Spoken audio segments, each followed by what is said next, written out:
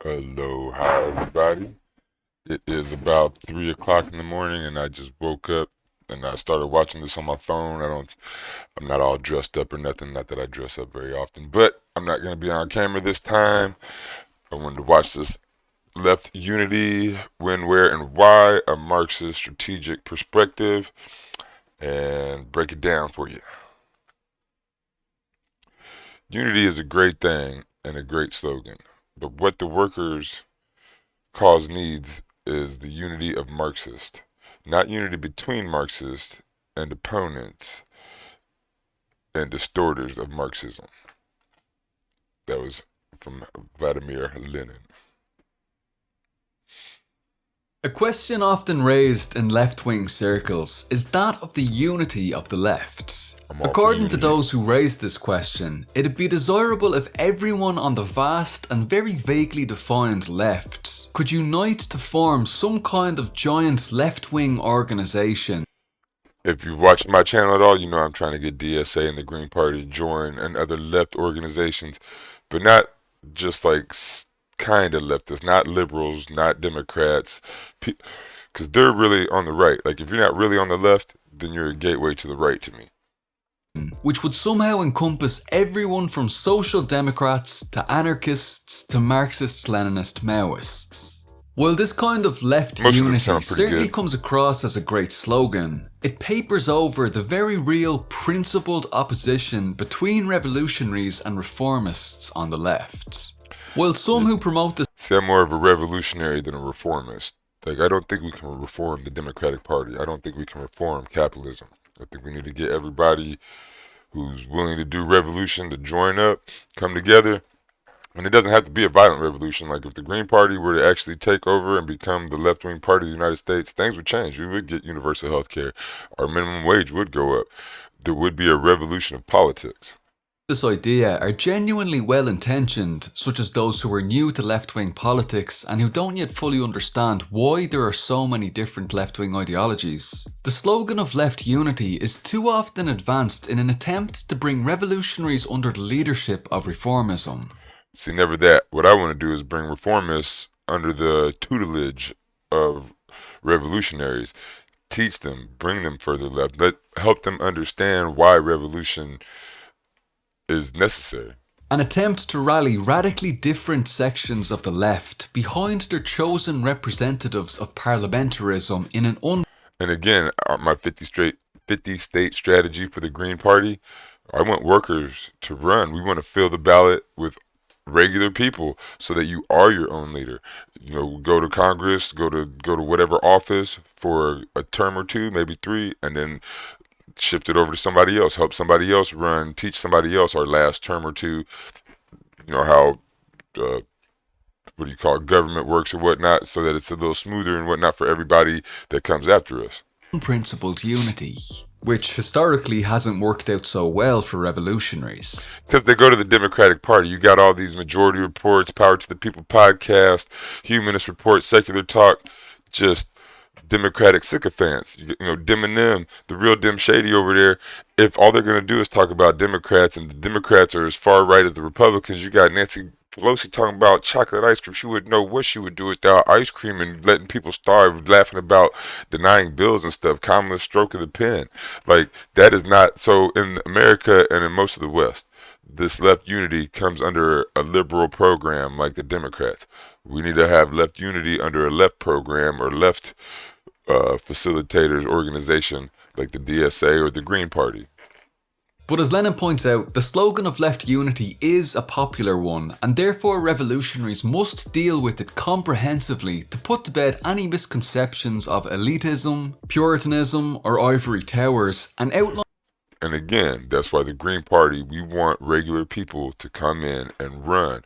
Teachers, coaches, housewives, house husbands, anyone, regular people, and yes, some CEOs, some business people probably, because you need a little bit of everything, but not just solely the rich. Mostly the working class, because America and the world is mostly the working class. The true basis for the different forms of unity of revolutionary and progressive forces that exist, rooted firmly in the science of Marxism, rather than bourgeois liberal co-optational approaches. To be honest, I'm not exactly sure the science of Marxism. I'm more, I like people power, workers uniting, right? I'm all about the people. I'm pretty sure that's kind of what Marx was about, the proletariat, right? That's what he called it, the working class. And importantly, there are different types of left unity. Not just the drive for one big tense left-wing organisation, but also single-issue tactical unity, unity in mass organisations of the United Front, and unity within revolutionary parties themselves. As explained by Lenin, what's necessary for the success of the revolution is primarily the unity of Marxists. Marxist unity is based around the unity of revolutionary principles and the formation of a revolutionary party of the new type to lead that struggle. So far that sounds a little bit like what I'm talking about with the Green Party. We don't necessarily have to form a new party. The Green Party's already there, we just build it. To bring about principled unity between the revolutionaries and the broader progressive forces, the Revolutionary Party establishes a united front as the organ of bringing the broad masses into the struggle. The proletariat, below the unity of the party and the united front, there can also be a tactical unity of broader left-wing forces on single-issue campaigns, such as like universal health care, higher minimum wage. Let's see what he's going to say. Fighting fascism. So today, we're not going to be discussing whether or not this or that group on the left. See, I find it harder to directly fight fascism since we live in a fascist culture, right? Like the West is fascist. It was a rich person's takeover of indigenous people, right? And still to this day, it's pretty similar. Going around, taking control of things, using the weapon, not the tongue, not convincing people. Like a leftist would talk to you, would convince you, and try to teach you that our way is best. A fascist would just use his gun, like Donald Trump going around talking about what he's gonna do with Mexico, with Greenland, and I don't know if he's really gonna do these things, but he's not gonna do it nicely. Can be friends. We're instead going to dive a bit deeper into the matter from a Marxist strategic perspective and take a look at the three main forms of unity, starting with wide-reaching tactical unity, then narrowing in slightly to the united front, and finally concluding with the highest form of left unity, the unity of the Revolutionary Party itself. But first, if you're new here, then go ahead and hit subscribe and turn on the notification bell below for almost weekly Marxist educational content and analysis. If you're in a position to do so and you want to make these videos a more regular thing, then consider tossing a couple of euro or dollar per month over on Patreon for our editor I don't really to help have get the anywhere goods for out you as to give me regularly as money. I'm so far left, I don't want your money. Like, share, subscribe. Get me on the YouTube algorithm. That'll give me a little bit of pay. Like I said, I'm running for Congress. I'm going to try to get other people to run for different spots, all up and down the Green Party, right? We're trying to take this over. Possible. If you're not in a position to support financially, you can also help out by sharing this video around on social media. Leave comments. Now, the most basic and widest reaching form of left unity that brings together revolutionary, progressive, reformist and parliamentary forces is the tactical unity of the single issue campaign. By tactical unity, what's meant here is that there isn't necessarily principled agreement between those uniting to confront an issue of common interest. Instead, it's a simple tactical alliance entered into to bring the greatest possible number into a very specific campaign to achieve a victory in the shortest possible time frame. While this form of left unity is quite limited, it's also a very common framework in practice every day. An example of See, this is something I would try to use as a little bigger thing where we could do stuff for Medicare for all. Like I said, a higher minimum wage, universal pre-K, things like that, things that we all need, UBI. Tactical unity on a single issue campaign can be seen in anti-fascist activism, where revolutionaries unite with a range of forces that they might otherwise have very little in common with in order to mobilise huge numbers of people to confront and defeat fascism. In anti-fascist work, it's not uncommon to find communists, anarchists, social democrats and liberals working together to defeat our common enemy. Liberals infiltrating. This is certainly a positive example of tactical left unity in action. A further example from recent Irish history of this tactical unity on a single issue campaign would have been the mass campaign around the imposition of a domestic water tax or water charges, as well as water meters in the Free State primarily around 2014. Here, revolutionary forces worked in the same campaign as reformists and parliamentarians to defeat the imposition of this damaging tax. The campaign saw the revolutionary element directly confront and prevent the installation of water meters, or arranging their removals in some cases, while at the same time there was a broader campaign uniting all those who opposed the tax, organising marches, demonstrations and public meetings in which revolution... See, this is what we need to do for Medicare for all here in this country. ...also participated and strived to assert the revolutionary line. Again, a positive example of... And again, if we did organize the Green Party, we would do things like this. Get big marches going for universal health care.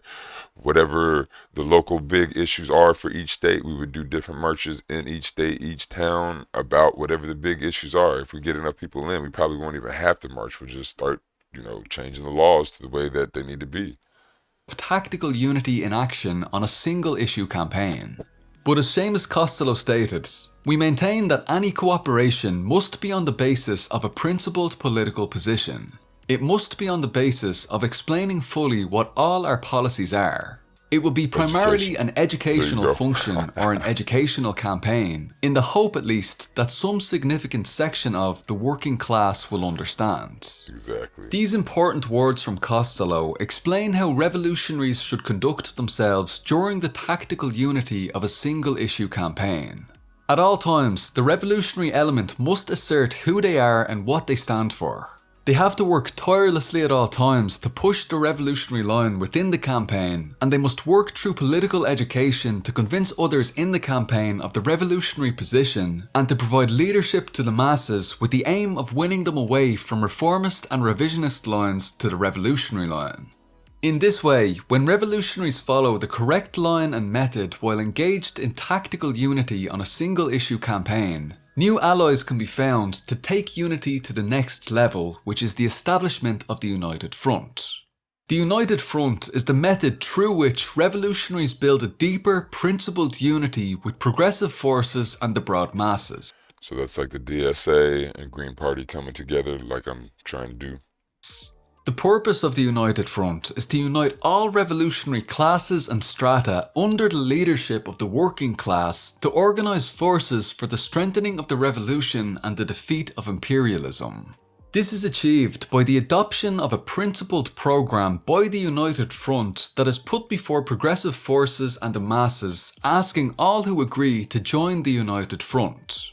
Principled unity is established on this basis against the common enemies, the dictatorship of the bourgeoisie and imperialism.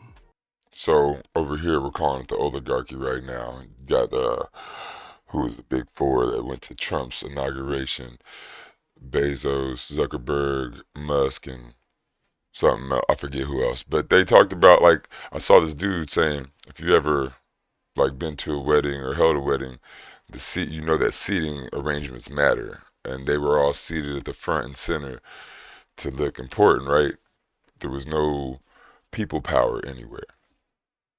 The United Front is therefore a key, principled expression of genuine left unity between revolutionary and progressive forces. It allows revolutionaries to take great strides forward by uniting with all those whose class interests rely on the victory of revolutionary forces. It's the only basis for any form of genuine, lasting left unity because it's a principled unity. So the United... That's why the Democratic Party will never be a left-wing organization. They have no principles. Most liberals don't have principles. If you have principles, you're going to either be on the right or on the left. Like, we're just in the middle, wishy-washy. What kind of principles is that? Oh, I don't know. Front is established to bring about the greatest possible principled unity between revolutionary and progressive forces and the masses, for the waging of struggle and the eventual victory of the revolution itself. The front is then a key weapon of the revolution, and it's argued by some revolutionary organisations that the United All these people should be in the Green Party. Front is itself the organ of new power. that is, of working class power, and as such can be seen as the new revolutionary state itself in embryonic form, even before the victory of the revolution. Beyond just theory, successful real-world examples of the United Front can be seen in the Chinese Revolution, the Vietnam War, the Peruvian Revolution, and by studying the strategy and tactics of the revolutionary forces engaged in People's War today in India and the Philippines, in which the United Front plays a key role.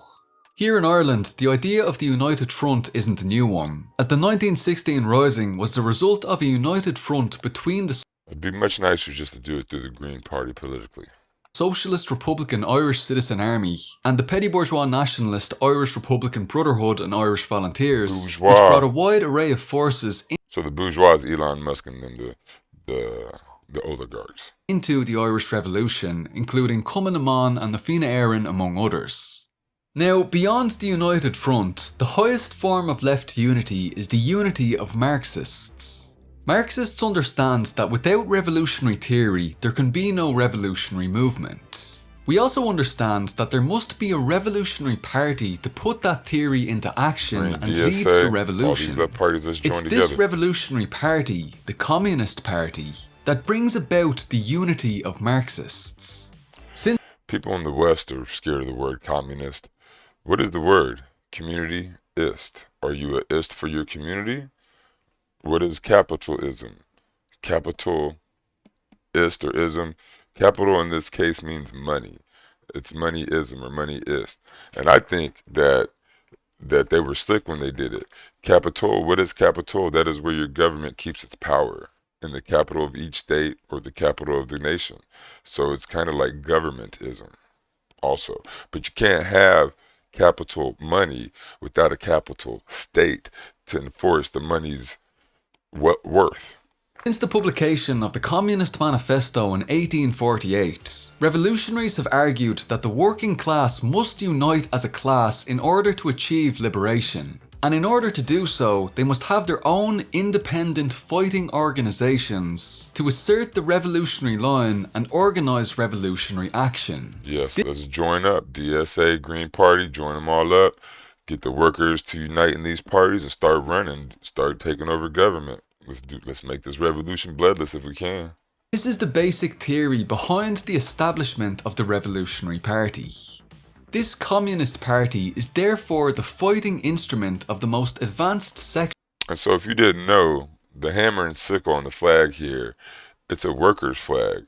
The hammer is the common tool for the factory worker, right?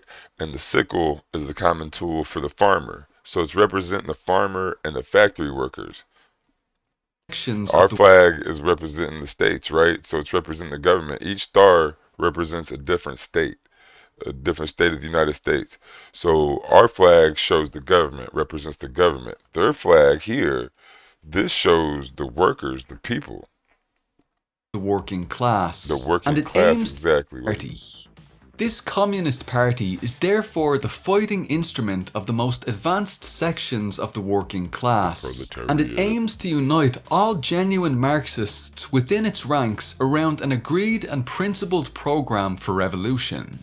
The Communist Party is also then the highest expression of revolutionary unity, the most principled form of genuine left unity within the revolutionary movement. Lenin developed on Marx and Engels' call for fighting proletarian organizations to the higher understanding that the party must be an organization of professional revolutionaries, a revolutionary party of the new type. By this he meant that the revolutionary party must be different in nature to the bourgeois parties that have gone before, discarding bourgeois methods of organising, and instead setting about achieving victory in the revolution in a professional, systematic way by leading the progressive forces against the common enemy of capitalist imperialism. Mao further built on this foundation by explaining that, if there is to be revolution, there must be a revolutionary party. Without a revolutionary party, without a party built on the Marxist-Leninist revolutionary theory and in the Marxist-Leninist revolutionary style, it's impossible to lead the working class and the broad masses of the people in defeating imperialism and its running dogs. So my thing is, I'm not as big on Marxist-Leninist labels and stuff like that. I'm all about the working class. Mao Zedong, Lenin, whoever, I said Lenin again, but anyway, Stalin, whoever. It's not about their names. It's about your intention. And the Green Party, we are for the people, by the people, and we want workers to come in, gain your voice, and use your voice, and we're gonna take this from the bourgeoisie and give it back to I don't know if it's give it back, but take it for the proletariat. I don't know if it's ever been Mao there before. teaches that one of the bases of revolutionary unity is the practice of criticism and self-criticism. Criticism, self-criticism is the systematic approach of addressing any issues that arise in the course of revolutionary work and addressing them in a comradely way to find a solution. As Mao explains, conscientious practice of self-criticism is still another hallmark distinguishing our party from all other political parties. You can see how the Democratic Party has no self-criticism. They'd say, "Oh, Kamala ran a great campaign." Joe Biden wouldn't step down until he was forced to step down after he looked crazy against Donald Trump, right? And the Republicans, they obviously don't self-criticize either. But, well, I mean, they actually do a little bit. They had the Tea Party come in and break them up. They had Trump come in, a whole different type of thing. I don't know if it's exactly self-criticism, but they had a bit of a revolution on their side. The Green Party, regular people, workers, we self-criticize. We understand where we're at most of the time. And that's what we need in politics, is people who can look at themselves and understand when they're right, wrong, or unsure or whatnot, and maybe even need to ask for some guidance, opinion, or whatever. Talk to the people and find out what's needed. As we say, dust will accumulate if a room is not cleaned regularly. And Nancy Pelosi, Chuck Schumer, dusty. Our faces will get dirty if they're not washed regularly. Dirty. Our comrades' minds and our party's work may also collect dust and also need sweeping and washing. The proverb, running water is never stale and a door hinge is never worm-eaten, means that constant motion prevents the inroads of germs and other organisms. To check up regularly on our work and in the process develop a democratic style of work, to fear neither criticism nor self-criticism, and to apply such good popular Chinese maxims as say all you know and say it without reserve, blame not the speaker but be warned by his words, and correct mistakes if you have committed them and guard against them if you have not. This is the only effective way to prevent all kinds of political dust and germs from contaminating the minds of our comrades and the body of our party. Building on the work of the earlier revolutionary experiences, the Peruvian Revolution took the understanding of the Revolutionary Party to the new heights of Marxism-Leninism-Maoism, outlining a number of key lessons on unity and struggle. The first lesson is the importance of the basis of party unity and its relation to the two-line struggle. Without two-line struggle, there would be no basis for party unity.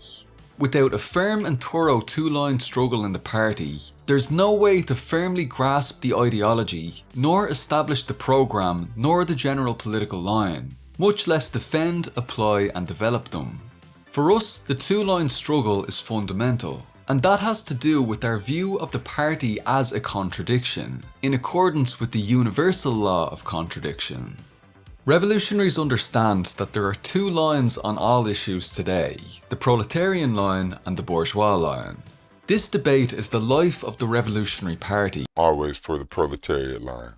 And it's healthy that this debate takes place on all issues, so that all members of the party can be won over to the correct proletarian lines. Educate y'all. They themselves will then consequently be able to give correct leadership to the united front and to the masses, and fight for the correct revolutionary lines within the single issue campaigns of tactical unity with broader groupings. Again, if you feel like you're one of the leaders, join the Green Party run. If you feel like you're not one of the leaders, join the Green Party and vote. In summary then, through the theoretical teachings brought forward from the experience of revolutionary practice since 1848 and right up to the revolutions being waged to this very day, we can understand that the highest form of left unity is the unity of Marxists in a revolutionary communist party. I'm gonna call it the unity of the proletariat or the working class. And I'm gonna say the Green Party. We got the Green Party all around the world. Let's join with the socialists, with the communist parties. We all have the same outlook, same wants. We're for the working class, right? We need to make our party as big as we can and worldwide. This is a principled unity around a political program, a revolutionary political line, and the revolution's particular guiding thought which has been generated through the practice of revolutionary struggle itself, such as Irish socialist republicanism specifically and exclusively for the Irish revolutionary context. From Marxism, Leninism, Maoism specifically, we also learned the two most important tools that form the basis of party unity, which are 1. Criticism, self-criticism, and 2. Two-line struggle, both of which need to be practiced by all party cadre and not simply just paid lip service to in order to ensure the principled unity of all revolutionaries at all times. One of the things I'm thinking with the Green Party is that whoever gets elected, we should have a town hall once a month, once every other month. I don't know exactly how often is feasible or the best amount, because if you do it too often, there might not be enough people coming over time. If you don't do it enough, you might not hear enough voices, right?